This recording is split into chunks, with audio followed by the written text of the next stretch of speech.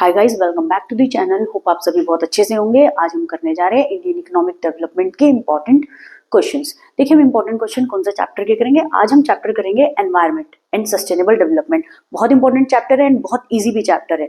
चलिए फिर स्टार्ट करते हैं हम। देखिए, एनवायरनमेंट क्या होता है, ठीक है। Environment is the sum total of external forces. बहुत ध्यान से सुनना, जो हमारा एनवायरनमेंट है वो सम टोटल किसका है? External forces. एक्सटर्नल मतलब बाहर से, which surround us, which surround Earth. It includes all biotic और abiotic factor that influence each other. देखिए, एक बात ध्यान से सुनना, एनवायरमेंट किस चीज से बना है? Sum total of external factor. External मतलब बाहर से।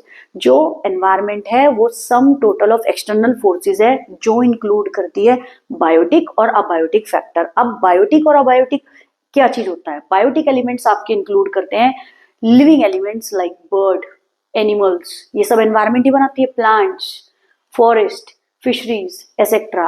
ठीक है, समझ रहे हो? एनवायरमेंट में इंक्लूड होता है एक्सटर्नल फोर्सेस, जो इंक्लूड करते हैं biotic element, abiotic element. Biotic elements include करता है आपको birds, animal, plants, forest, fisheries. और अबायोटिक एलिमेंट क्या इंक्लूड करता है आपका? What? Non living elements like air, water, land etcetera. Clear? Abiotic elements आपका क्या इंक्लूड करता है? Non living elements like air, water और लैंड एसेट्रा। ये इन सब चीज को मिला के टुगेदर क्या बन रहा है आपका? एनवायरनमेंट। ठीक है, biotic element plus abiotic element, ये हमारी क्या चीज होती है? एक्सटर्नल फोर्सेस होती है, जो हमारे एनवायरनमेंट को इन्फ्लुएंस करती है, जो टुगेदर सम अप होके क्या बनती है? आपका एनवायरनमेंट कहलाया जाता है। ठीक है, बायोटिक के अंदर plant, forest, animal, fisheries. Abiotic के अंदर non living elements like what? Living में क्या आएगा? बायोटिक। नॉन लिविंग के अंदर क्या आएगा आपका? Air, water, lands. ठीक है, ये टुगेदर क्या बनाता है आपका? एनवायरनमेंट, और एनवायरनमेंट को इन्फ्लुएंस भी करता है। ठीक है, नेक्स्ट है आपका global warming. This is very important. ठीक है, एग्जाम के लिए बहुत इंपॉर्टेंट है ग्लोबल वार्मिंग। आपने सुना भी होगा, 10th में भी अगर बच्चों ने पढ़ा हो। ठीक है, ग्लोबल वार्मिंग क्या होता है? वो situation referring to a gradual but consistent increase. हमारी ग्लोबल वार्मिंग एक ऐसी सिचुएशन है जिसके अंदर ग्रेजुअल और कंसिस्टेंट मतलब लगातार इंक्रीज हो रहा है। किसमें? हमारी इकोनॉमी में, ग्लोबल टेम्परेचर में। All thanks to environmental pollution. और किस वजह से ग्लोबल टेम्परेचर हमारी इकोनॉमी का बढ़ रहा है? Because of the environmental pollution and deforestation. What is deforestation? By the way, deforestation होता है कटिंग डाउन ऑफ ट्रीज, यानी पेड़ पौधों को ज्यादा से ज्यादा काटना। ठीक है, तो ग्लोबल वार्मिंग क्या है? एक ऐसी सिचुएशन है जिसके अंदर ग्रेजुअल एकदम से और लगातार इंक्रीज इन ग्लोबल टेम्परेचर हो रहा है। All thanks to what? किसकी वजह से हो रहा है? रीजन बिहाइंड इट क्या चीज है? एनवायरमेंटल पोल्यूशन और डिफॉरेस्टेशन। एनवायरमेंट को ज्यादा से ज्यादा पोल्यूट करने के कारण ग्लोबल वार्मिंग हो रहा है, और deforestation, cutting down of trees. आगे देखें, आगे कॉजेज ऑफ ग्लोबल वार्मिंग। देखिए, कारण क्या है ग्लोबल वार्मिंग के? The global warming is due to the emission of greenhouse gas such as CO2, carbon dioxide. The earth surface is becoming increasingly warmer. अब ध्यान से सुनिए, global warming is due to the emission of जो gases greenhouse से निकलती हैं, emit होती हैं, दैट इज CO2। इससे क्या होगा? The earth surface is becoming increasingly warmer. इससे हमारा अर्थ सरफेस ज्यादा से ज्यादा वार्मर हो रहा है। That shows a rise in the temperature of what? 0.6 degree Celsius during the past century. अब बहुत ध्यान से सुनना बेटा, कॉजेज ऑफ ग्लोबल वार्मिंग क्या है? ग्लोबल वार्मिंग किस वजह से हो रही है? Is due to the emission of greenhouse gases. जो ग्रीन हाउस से गैसेज इमिट हो रही है, such as carbon dioxide, CO2, इससे हमारी अर्थ का सरफेस इंक्रीजिंगली वार्मर हो जा रहा है, और जिसके कारण that shows a rise in the temperature. कितना टेम्परेचर राइज हो रहा है? 0.6 degree Celsius during the past century. 0.6 degree Celsius से इंक्रीज हो रहा है टेम्परेचर। ठीक है, अब ये देखिए, among factor that may be contributed to global warming, ऐसे फैक्टर जो ग्लोबल वार्मिंग में कंट्रीब्यूट कर रहे हैं। किसकी वजह से ग्लोबल वार्मिंग हो रहा है? Burning of coal. ठीक है, आपको पता है कोल को बर्न करने से कुछ गैसेस वगैरह इमिट होती हैं विच इज वेरी हार्मफुल। ठीक है, and petroleum product that is source of carbon dioxide, methane gas हो गई, ठीक है, ओजोन हो गया, निट्रस ऑक्साइड हो गया। तो आप ये बात याद रखना, बर्निंग ऑफ कोल और पेट्रोलियम प्रोडक्ट की वजह से हमारी इकोनॉमी पे बहुत हार्म होता है। ग्लोबल वार्मिंग ज्यादा से ज्यादा बढ़ता है क्योंकि इससे कुछ डेंजरस गैसेस ज्यादा से ज्यादा इमिट होती हैं। डिफॉरेस्टेशन, नेक्स्ट कारण क्या है? Deforestation, cutting down of trees which increase the amount of carbon dioxide in the atmosphere, जिससे कार्बन डाइऑक्साइड एटमॉस्फेयर में ज्यादा से ज्यादा बढ़ रहा है। ठीक है, डिफॉरेस्टेशन से आपकी ऑक्सीजन भी सारी की सारी खराब होगी और क्या इंक्रीज हो जाएगा, carbon dioxide in the atmosphere, methane gases, animal waste, for example cow dungs वगैरह क्या हो गया। अब आपने देखा रूरल एरियाज में बहुत लोग चूल्हे पे लाइक अपना फूड वगैरह बनाते हैं, तो जिसके कारण एनिमल वेस्ट गोबर के आपने पता भी होगा लाइक काउडंग्स यूज करा जाता है, जिससे जिनको बर्न करके वो खाना वगैरह बनाते हैं, जिससे कौन सी गैस रिलीज होती है, मीथेन गैस, जो कि हमारी ही अर्थ सरफेस को ज्यादा से ज्यादा हार्म करती है, ठीक है, वार्मर बनाती है। Increase in use of fossil fuel का ज्यादा से ज्यादा यूज करना, जैसे कोल ऑयल ये सब यूज करना ज्यादा से ज्यादा, ठीक है बेटा।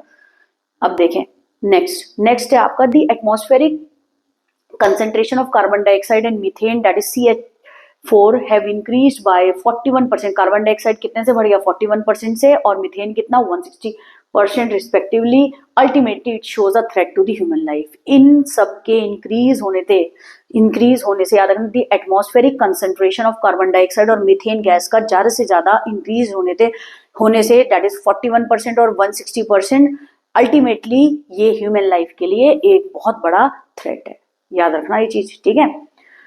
ये ह्यूमन लाइफ के लिए बहुत ज्यादा क्या चीज है, थ्रेट है। एटमॉस्फेरिक कंसंट्रेशन ऑफ क्या चीज है, एटमॉस्फेयर के अंदर 4,000 कार्बन डाइऑक्साइड और मीथेन होने से, इन गैसेस रिलीज इमिट होने से, इंक्रीज होने से, ये अल्टीमेटली ये थ्रेट है ह्यूमन लाइफ के लिए, ठीक है बेटा। मैंने आपको इसके रीजन बता दिए हैं क्या है। अब देखिए main harmful effects of global warming. Main harmful effect global warming के क्या है, मेल्टिंग ऑफ आइस। बहुत ध्यान से सुनना, अर्थ का सरफेस वार्मर होने के कारण जो हमारी आइस है वो ज्यादा से ज्यादा मेल्ट हो रही है। आइस के मेल्ट होने से world wise specially at earth poles क्या हो जाएगा ज्यादा से ज्यादा, it has led to steep rise in the sea level. Sea level ज्यादा से ज्यादा क्या हो रहा है, इंक्रीज हो रहा है, और जिसके कारण natural calamities in the form of flood वगैरह हमारी कंट्रियों को क्या कर रहे हैं, ज्यादा से ज्यादा तबाह कर रहे हैं।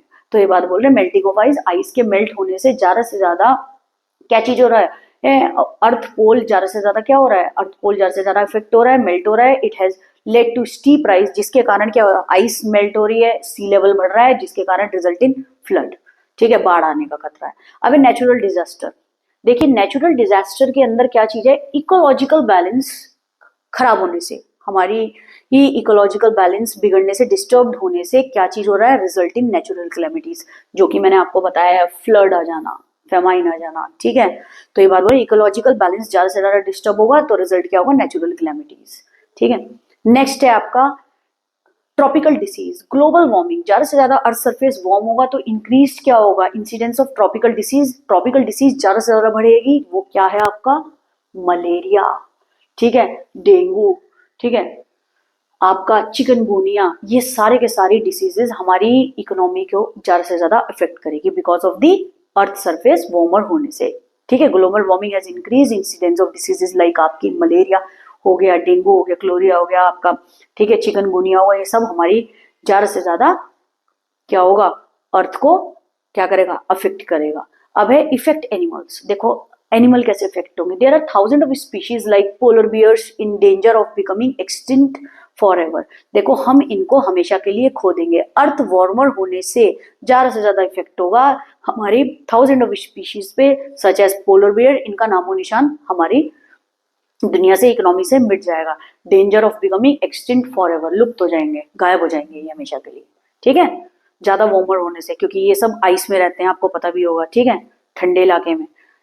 आगे आपका इफेक्ट ऑन सीजन्स। अब सीजन्स पे क्या इफेक्ट है, global warming has led to shift in cycle of season. कैसे, summers are getting unusual longer, summer आपकी अनयूजुअल लॉन्गर है then winters, because of the global warming, earth surface warm होने के कारण आपकी ये shift in cycle of season हो जाएगा, समर बहुत ज्यादा आपकी अनयूजुअल लॉन्गर है देन विंटर्स, ओके। आगे देखें बेटे, देखिए अगर आपको मेरे ये वीडियो पसंद आई हो तो आप ज़्यादा से ज़्यादा मुझे सब्सक्राइब करें, ज़्यादा से ज़्यादा वीडियो को लाइक करें, अपनी फ्रेंड्स फैमिलीज सबको बताएं, ठीक है, ताकि हम आपके लिए और वीडियोस ऐसी बना सकें। Thank you so much.